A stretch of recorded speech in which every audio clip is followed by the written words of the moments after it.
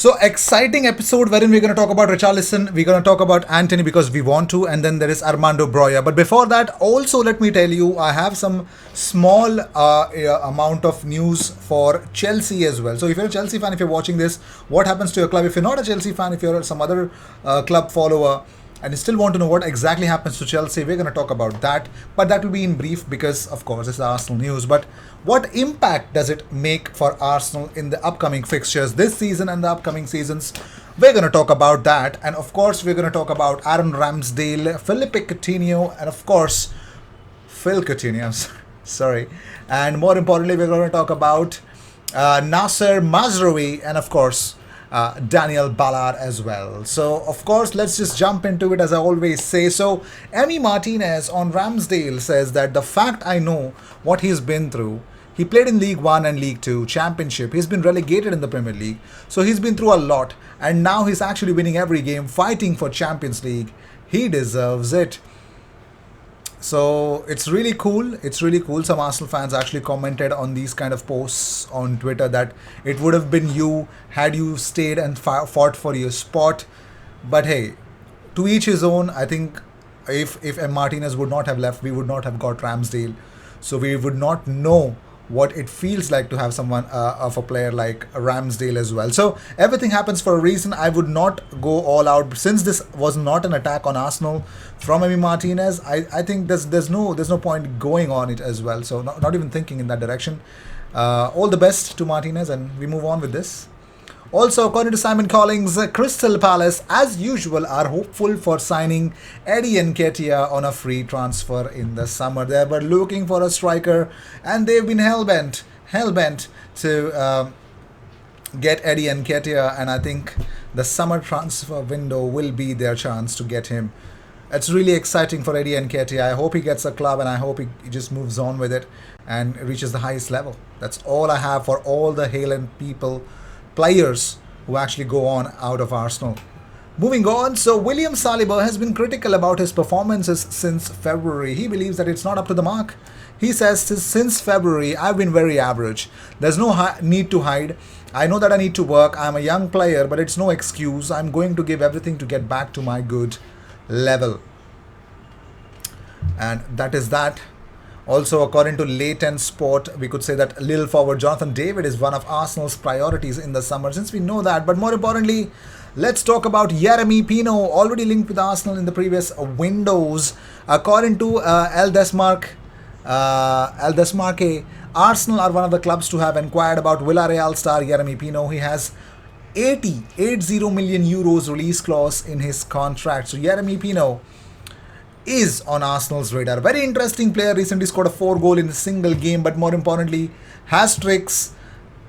Very, very, very interesting player and plays for a very interesting manager in Unai Emery. So he's got his chance, and that faith has really helped Villarreal as well, their fortunes as well. So interesting player. Let me know what you guys think about Yeremy Pino to Arsenal. Do you want him at Arsenal? If yes, if not, let me know how that will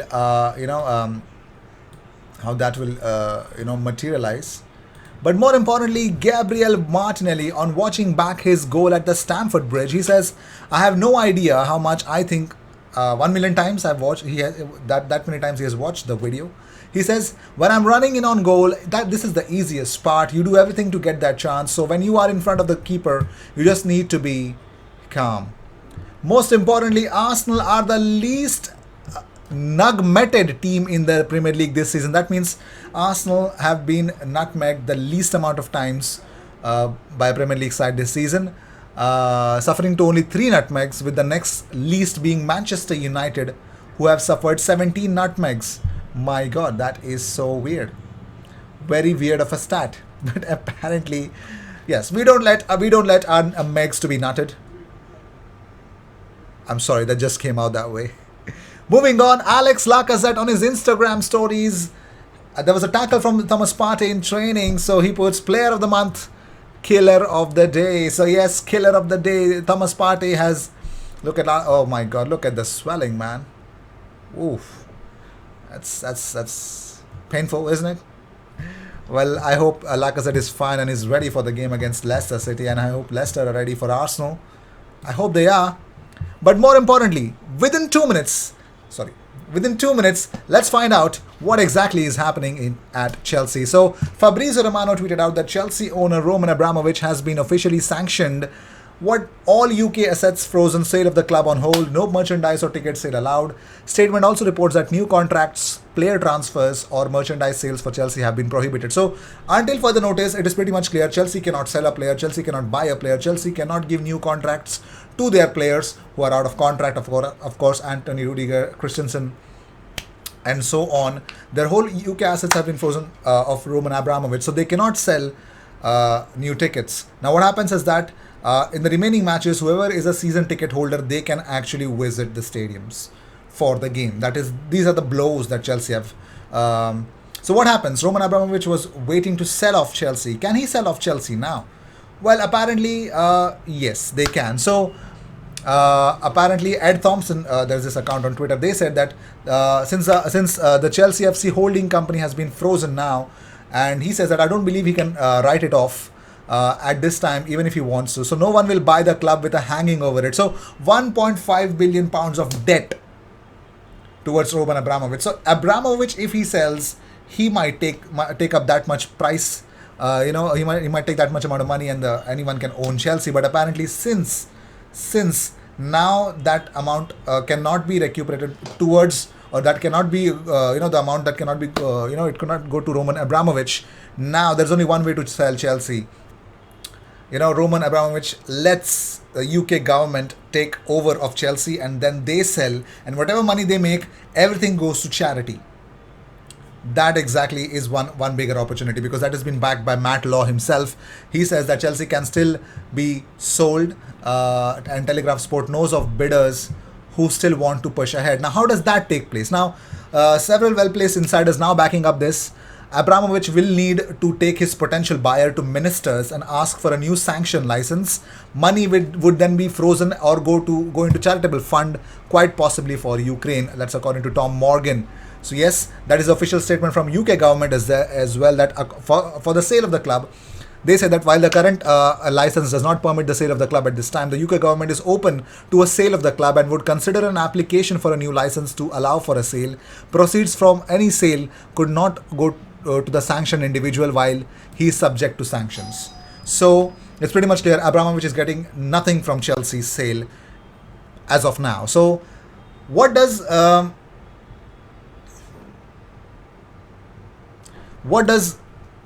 do we go on about it? So what does it matter to Chelsea and Arsenal? What happens to Arsenal now? So if UK government takes Chelsea into its own administration, it is pretty much clear that club will get a 9-point deduction. That means Chelsea's current points, how much ever points they have on the table, minus 9 from that, and then Chelsea will be having that effect as well. So automatically Manchester United get Champions League football.